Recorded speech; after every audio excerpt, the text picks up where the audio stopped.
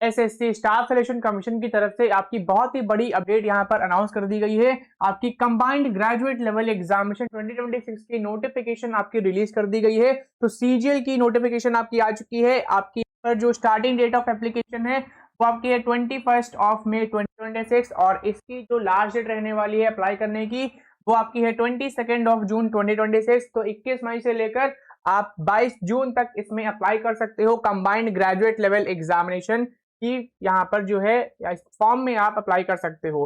बाकी यहाँ पे टेंटेटिव जो शेड्यूल है आपका टीयर 1 जो आपका कंप्यूटर बेस्ड एग्जामिनेशन कंडक्ट किया जाता है वो आपका अगस्त और सितंबर में आपका कंडक्ट किया जाएगा। तो वहीं जो टीयर 2 आपका जो एग्जामिनेशन होता है सीबीटी बेस्ड ये आपका जो है आपका दिसंबर 2026 में कंडक्ट किया जाएगा। बाकी आप टोल फ्री नंबर पर कॉन्टैक्ट कर सकते हो अगर कोई क्वेरी होती है तो। अब यहाँ पर बात करते हैं इसमें एलिजिबिलिटी क्राइटेरिया क्या रहती है, डिटेल्स ऑफ वैकेंसी, ये सारी चीज हम यहाँ पर डिस्कस करेंगे। तो ग्रुप बी और ग्रुप सी लेवल की जो पोस्ट होती है वो उसमें आपकी यहाँ पर रिक्रूटमेंट होती है। पहले बात करते हैं यहाँ पर पहली जो पोस्ट है आपकी है असिस्टेंट ऑडिट ऑफिसर, आपकी है सेंट्रल कैडर की जॉब है। इसमें अगर आप डिपार्टमेंट ऑफिस मिनिस्ट्री कैडर ये सारी चीज भी आप यहाँ पर देख सकते हो। क्लासिफिकेशन ऑफ पोस्ट की बात करें तो ये आपकी एक group B gazetted non ministerial आपकी पोस्ट है असिस्टेंट ऑडिट ऑफिसर। इसमें एज आपकी 18 से 30 इयर्स के बीच यहाँ पर रिक्वायर्ड रहने वाली है। एज का जरूर आप ध्यान रखना। नेक्स्ट आपकी है assistant audit officer state cadre में, यहाँ पर आप डिपार्टमेंट ये सारी चीज यहाँ पर देख सकते हो। ये आपकी है group B gazetted non ministerial post है 18 से 13 इयर्स, इसके लिए भी आपकी एज रिक्वायर्ड है। नेक्स्ट आपका है assistant account officer state cadre post आपकी है group B gazetted non ministerial post आपकी ये रहती है। इसमें भी एज आपकी 18 से 30 इयर्स के बीच यहाँ पर रिक्वायर्ड रहने वाली है। इसमें अगर हम बात करें इन तीनों जो पोस्ट हैं इसका जो पे लेवल रहेगा वो आपका यहाँ पर लेवल 8 के अकॉर्डिंग सैलरी आपकी जो बेसिक जो आपका पे होगा वो आपका 47,600 रुपीज है। बाकी पे स्केल आपका 47,600 से लेकर 1,51,100 रुपीज पर मंथ यहाँ पर रहने वाला है। प्लस आपको अलाउंसेस बेनिफिट्स ये सारी चीजें भी प्रोवाइड की जाती हैं। नेक्स्ट आपकी जो पे लेवल है वो आपका है पे लेवल 7 की जॉब, और पे लेवल 7 में कौन कौन सी पोस्ट है तो वो भी हम डिस्कस करेंगे। पे लेवल 7 में आप सैलरी अगर यहाँ पर देखोगे तो पे स्केल आपका 44,900 से लेकर 1,42,400 रुपीज पर मंथ तक यहाँ पर रहता है। अब इसमें कौन कौन सी पोस्ट आती है, जिसमें आपकी एएसओ की पोस्ट आती है assistant section officer, central secretary आपकी आती है, ग्रुप बी की आपकी पोस्ट है कैटेगरी की, और 20 से 30 इयर्स के बीच आपकी यहाँ पर एज रिक्वायर्ड रहती है। नेक्स्ट आपकी है असिस्टेंट सेक्शन ऑफिसर, ये आपकी है इंटेलिजेंस ब्यूरो में, ग्रुप बी की पोस्ट है 18 से 30 इयर्स के बीच पर एज रिक्वायर्ड है। फिर नेक्स्ट आपकी है असिस्टेंट सेक्शन ऑफिसर, आपकी है मिनिस्ट्री ऑफ रेलवेज में, ग्रुप बी की पोस्ट है 20 से 30 इयर्स के बीच यहाँ पर एज रिक्वायर्ड है। असिस्टेंट सेक्शन ऑफिसर ये आपकी है मिनिस्ट्री ऑफ एक्सटर्नल अफेयर्स में, और ये भी आपकी एक ग्रुप बी पोस्ट यहाँ पर रहेगी, और इसमें भी आपकी जो एज है वो 20 से 30 इयर्स के बीच यहाँ पर आपकी रिक्वायर्ड है। फिर नेक्स्ट आपकी जो पोजीशन है वो आपकी है असिस्टेंट सेक्शन ऑफिसर, ये आपकी है AFHQ, यहाँ पर ग्रुप बी कैटेगरी की पोस्ट है 20 से 30 इयर्स के बीच रिक्वायर्ड है। सेम आप यहाँ पर और भी अदर वैकेंसीज देख सकते हो, जैसे कि असिस्टेंट सेक्शन ऑफिसर आपकी इलेक्ट्रॉनिक इंफॉर्मेशन टेक्नोलॉजी, इसके लिए आपकी एज 18 से 20 इयर्स के बीच होनी चाहिए। फिर नेक्स्ट आपकी है असिस्टेंट सेक्शन ऑफिसर, यहाँ पर है ये आपकी अदर मिनिस्ट्रीज है, डिपार्टमेंट है, ऑर्गेनाइजेशन है गवर्नमेंट, वहां पर पोस्टिंग आपकी रहती है, और ये भी आपकी एक ग्रुप बी पोस्ट है 18 से 30 इयर्स के बीच यहाँ पर एज इसकी रिक्वायर्ड रहने वाली है। फिर नेक्स्ट आपकी यहाँ पर है इंस्पेक्टर ऑफ इनकम टैक्स, ये आपकी है central board of direct taxes में आपकी पोस्टिंग होती है, और यहाँ पर ये आपकी जो पोस्ट है इंस्पेक्टर ऑफ इनकम टैक्स, ये भी आपकी एक ग्रुप बी कैटेगरी की पोस्ट है 18 से 30 इयर्स के बीच, इसके लिए भी एज आपकी होनी चाहिए। नेक्स्ट आपकी है इंस्पेक्टर्स, ये आपकी सेंट्रल एक्साइज में है, डिपार्टमेंट आप देख सकते हो central board of indirect taxes and customs में पोस्टिंग होती है, ग्रुप बी कैटेगरी की पोस्ट है, और ये आपकी एज जो है 18 से 30 इयर्स के बीच यहाँ पर रिक्वायर्ड है। ऐसे ही अदर आपकी जो पोस्ट है आपकी है inspector preventive officer, inspector examiner, ये सारी पोस्ट आपकी ग्रुप बी की है, और 18 से 30 इयर्स के बीच यहाँ पर एज रिक्वायर्ड रहती है। फिर नेक्स्ट आपकी है असिस्टेंट इन्फोर्समेंट ऑफिसर, या आपकी है डायरेक्टरेट ऑफ रेवेन्यू में आपकी पोस्टिंग होती है, ग्रुप बी की पोस्ट है 18 से 30 इयर्स के बीच, यहाँ पर एज रिक्वायर्ड है। सब इंस्पेक्टर या आपकी है central bureau of investigation CBI में आपकी पोस्ट आती है सब इंस्पेक्टर की, उसके लिए भी आपकी हायरिंग इसी एग्जाम्स के थ्रू होती है। ग्रुप बी कैटेगरी की पोस्ट है 20 से 30 ईयर्स के बीच यहाँ पर एज होनी चाहिए। इंस्पेक्टर पोस्ट, यहाँ पर बहुत सी पोस्ट रहती है इंस्पेक्टर की, जो आपकी मिनिस्ट्री ऑफ कम्युनिकेशन और भी अलग डिपार्टमेंट्स है उसमें आपकी पोस्टिंग होती है। तो ये सारी जो पोस्ट होती है ये भी आपकी ग्रुप बी की पोस्ट होती है। 18 से 30 ईयर्स के बीच यहाँ पर एज रिक्वायर्ड रहती है। फिर इंस्पेक्टर की जॉब आपकी आती है सेंट्रल ब्यूरो नारकोटिक्स में और मिनिस्ट्री ऑफ फाइनेंस में। ये भी आपकी जो जॉब है ये भी आपकी एक ग्रुप बी कैटेगरी की जॉब है। 18 से 30 ईयर्स के बीच यहाँ पर एज रिक्वायर्ड रहती है। अब बात करते हैं पे लेवल 6 की कौन कौन सी यहाँ पर पोस्ट रहती है।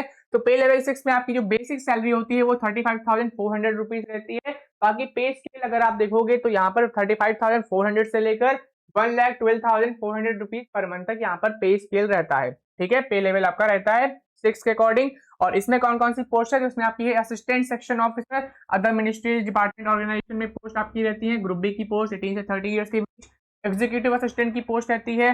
फिर रिसर्च असिस्टेंट की पोस्ट रहती है। रिसर्च असिस्टेंट की पोस्ट आपकी national human rights commission NHRC में रहती है। ये आपकी एक ग्रुप बी की पोस्ट है, पॉपुलर पोस्ट। 18 से 30 ईयर्स के बीच यहाँ पे एज होनी चाहिए। डिविजनल अकाउंटेंट की पोस्ट है। सब इंस्पेक्टर की पोस्ट है ये में नेशनल इन्वेस्टिगेशन एजेंसी में, ये भी आपकी एक ग्रुप बी की पोस्ट है। 18 से 30 ईयर्स के बीच यहाँ पर एज रिक्वायर्ड है। Sub inspector junior intelligence officer ये आपकी है नारकोटिक्स कंट्रोल ब्यूरो में पोस्ट आपकी रहती है।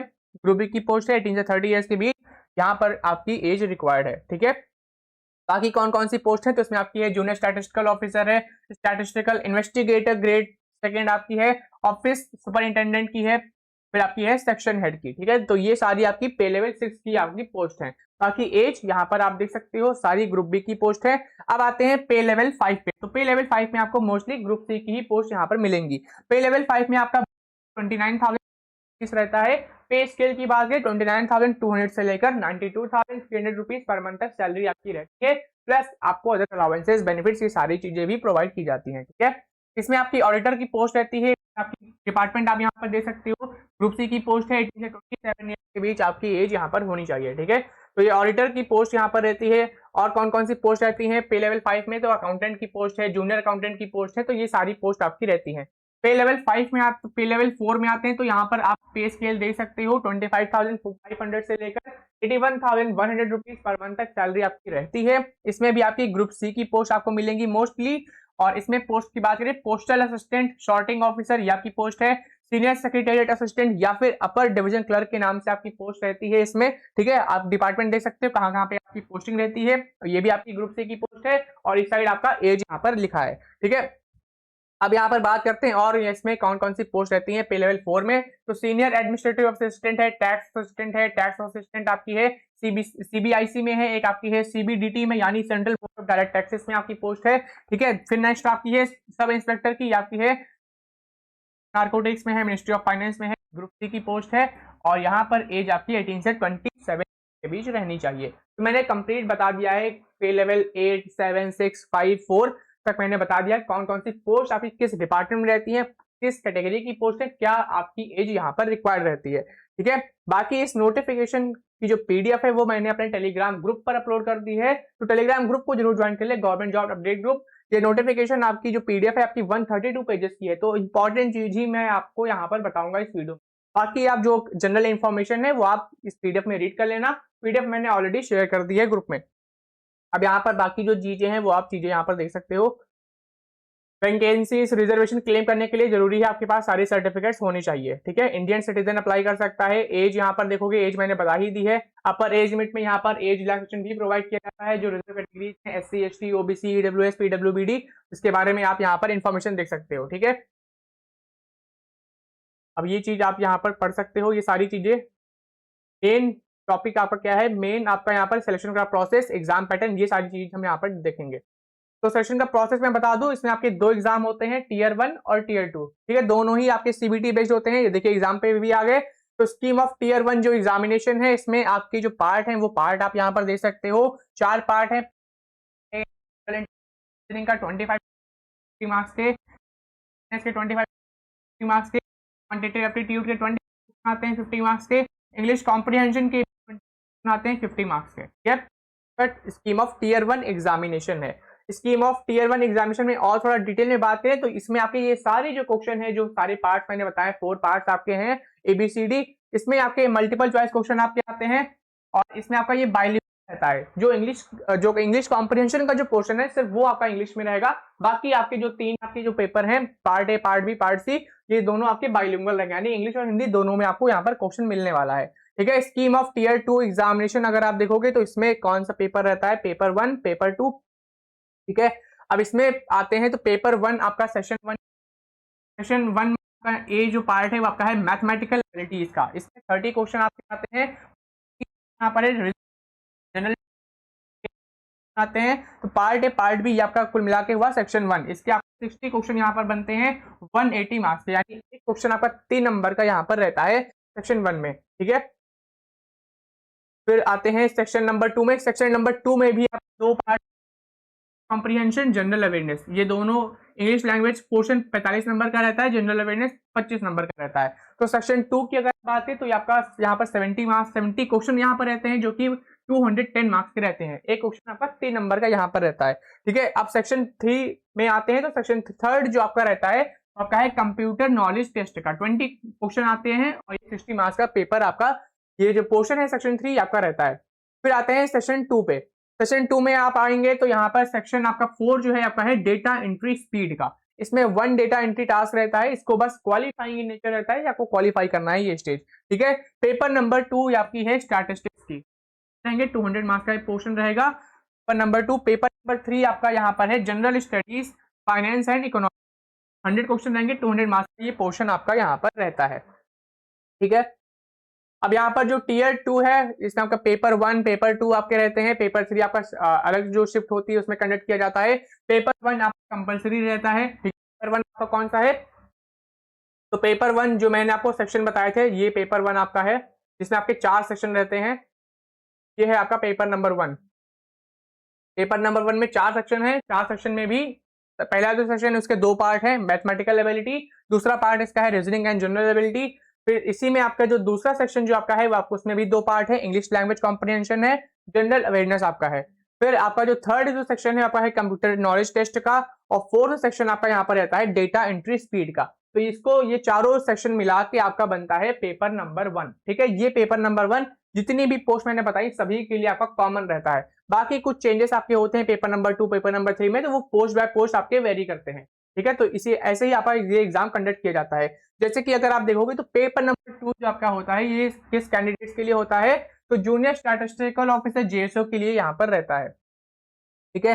पेपर नंबर 1 में आपके यहाँ पर 4 सेक्शन होते हैं, वो सेक्शन मैंने आपको बता दिए हैं। थोड़ा यहाँ पर देखो शॉर्ट में लिखा है तो अच्छे से यहाँ पर क्लियर हो रहा है। ठीक है। सेक्शन नंबर 1 दो पार्ट है, सेक्शन नंबर 2 में भी आपके 2 पार्ट है, सेक्शन नंबर 3, सेक्शन नंबर 4, ये आपका इतना आपका कॉमन रहता है सारे पेपर्स के लिए, सारी पोस्ट के लिए। बाकी आपका थोड़ा वेरी करता है। और बाकी जो आपको मैंने बताया डेटा एंट्री जो पेपर आपका रहता है डेटा एंट्री स्पीड वाला, वो आपका क्वालिफाइंग इन नेचर रहता है। Section 4 of paper 1 data entry speed test, यहाँ पर देख सकते हो यहाँ पर क्वालिफाइंग इन नेचर रहता है। ड्यूरेशन की बात करें तो 15 मिनट्स का आपका ये ड्यूरेशन यहाँ पर रहता है। बाकी डिटेल्स आप यहाँ से पढ़ सकते हो। इंडिकेटेड जो सिलेबस है, क्या सिलेबस इसमें आता है, तो वो सिलेबस भी आप यहाँ से पढ़ सकते हो। तो यहाँ पर आपको पेज नंबर 30 पर आना है। ठीक है। जब आपको ये नोटिफिकेशन की पीडीएफ मिले तो सीधे पेज नंबर 30 पर आ जाना। यहाँ पर आप कंप्लीट सिलेबस आप यहाँ से एक्सेस कर सकते हो। इसके अलावा मैंने अपने एप्लीकेशन पर सिलेबस अपलोड कर दिया है। तो अगर आप एसएससी सीजीएल एग्जाम की प्रिपरेशन कर रहे हो या फिर किसी भी गवर्नमेंट एग्जाम की प्रिपरेशन कर रहे हो, आपको वेबसाइट पर आना है rankinpediaeducation.com। जहां पर आप मोर पर जाओगे, टेस्ट पास पर आप जाओगे तो टेस्ट पास फीचर में ऐसा क्या है, टेस्ट पास फीचर में जितने भी आपके गवर्नमेंट एग्जाम्स होते हैं, यहाँ पे 483 टेस्ट सीरीज आपकी यहाँ पर रहती हैं। पैन इंडिया जितने भी आपके एग्जाम होते हैं, चाहे वो रेलवे का हो, एसएससी हो, बैंकिंग हो, टीचिंग हो, यूपीएससी, स्टेट पीएससी हो, कोई भी आपका एग्जाम हो, सबके आपको यहाँ पर मॉक टेस्ट इसमें मिलने वाले हैं। अगर आप यहाँ पर जाओगे एसएससी मॉक्स में आप यहाँ पर देख सकते हो कौन कौन से एग्जाम से आपको मॉक टेस्ट यहाँ पर मिलेंगे। तो इसमें आपका एसएससी सीजीएल का है, एसएससी सीएचएसएल है, एमटीएस है, इसके अलावा और भी अगर यहाँ पर स्टेनोग्राफर है, ग्रेड सी और grade D, SSC JD constable, SSC CPO है, तो इन सब की आपको यहाँ पर टेस्ट सीरीज मिलने वाली है। तो व्यू टेस्ट पे जब आप जाओगे तो यहाँ पर आप फुल लेंथ टेस्ट सीरीज आप देख सकते हो। सेक्शन वाइज आप यहाँ से अनलॉक कर सकते हो। अनलॉक कैसे करना, जब आप अनलॉक पे करोगे तो आपको कुछ मिनिमम यहाँ पर फी पे करनी होगी, उसके बाद आप ये टेस्ट पास फीचर आप एक्सेस कर सकते हो। एसएससी के साथ साथ आप जितने भी आपकी जो मैंने टेस्ट सीरीज बताई हैं 483 जो टेस्ट सीरीज यहाँ पर थी, वो सारी ही टेस्ट सीरीज आप यहाँ पर एक्सेस कर सकते हो। किसी भी एग्जाम्स की आप टेस्ट सीरीज एक्सेस कर सकते हो, चाहे स्टेट का एग्जाम हो, सीयूईटी हो, डिफेंस एग्जाम हो। ठीक है। यहाँ पर देख सकते हो आप, सिविल के एग्जाम्स हैं, राजस्थान के एग्जाम्स हैं, डिफेंस के एग्जाम्स आपके हैं, बैंकिंग एग्जाम्स हैं, टीचिंग एग्जाम्स हैं, ये सारे आप टेस्ट सीरीज यहाँ से एक्सेस कर सकते हो। ठीक है, लिंक मैंने इसको डिस्क्रिप्शन पर अटैच कर दी है टेस्ट पास की, और इसकी जो वैलिडिटी रहती है आपकी 1 ईयर की रहती है। कोई अगर आप क्वेरी है तो आप हमारे गिवन कॉन्टैक्ट नंबर पर व्हाट्सएप जरूर करें, इसके बारे में मैं कंप्लीट इन्फॉर्मेशन प्रोवाइड कर दूंगा। ठीक है, तो बहुत ही अच्छी ये रिक्रूटमेंट है, इसमें जरूर अप्लाई करें। एसएससी में नोटिफिकेशन आपकी रिलीज कर दी गई है, और ऐसी ही अपडेट हमारे चैनल को भी सब्सक्राइब कर लें। धन्यवाद।